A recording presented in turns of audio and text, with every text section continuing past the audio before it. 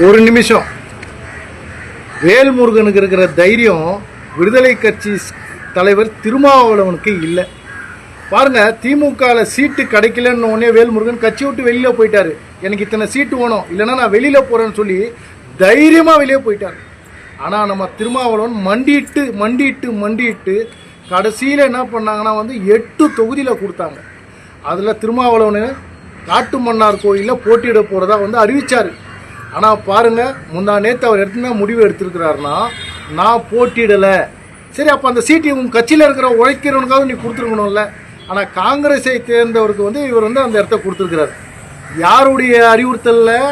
நம்ம திமுகவில் இருக்கிற ஸ்டாலினுடைய மருமகன் சபரீசன் சிபாரிசு பண்ணியிருக்கிறாரு.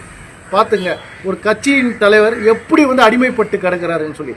பாண்டிச்சேரியில் இவங்களுடைய கட்சி ஆளுங்க சுயேட்சையாக நிற்கும் போது நம்ம திருமாவளவன் என்ன சொல்லியிருக்கிறாருன்னா, மற்ற கட்சிக்காரங்க கிட்டலாம் என் கட்சிக்காரனுக்கு ஓட்டு போடாத வரை சொல்லியிருக்கிறாரு. அப்போ இவருக்கு யாருக்கு விசுவாசமாக இருக்கிறாரு? இந்த திராவிட மாடல் ஆட்சிக்கு தான் விசுவாசமாக இருக்கிறாரு, அடிமைப்பட்டு கிடக்கிறாரு. தன் சமுதாய மக்களுக்கு இது வரைக்கும் திருமாவளவன் எதுவுமே பண்ணலைன்னு பார்த்தா, கட்சியில் இருக்கிறவங்களுக்கும் அவர் எதுவுமே பண்ணலை. ஆனால் இன்றைக்கி என்னென்னா திராவிட மாடல் ஆட்சி திமுகவோட கூட்டணி வச்சு இன்றைக்கி பிரச்சாரத்துக்கு போகிறாரு.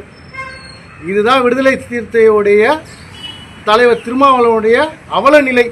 இவர் சிறுத்தை இல்லை, பூனை. தயவு செய்து மக்கள் சிந்திங்க. மறுபடியும் இந்த திராவிட மாடல் ஆட்சி தமிழகத்துக்கு தேவையா? இந்த மாதிரி கூட்டணி அடிமைகள் தேவையா? சிந்திச்சு ஓட்டை போடுங்க. ஜெய்ஹிந்த்.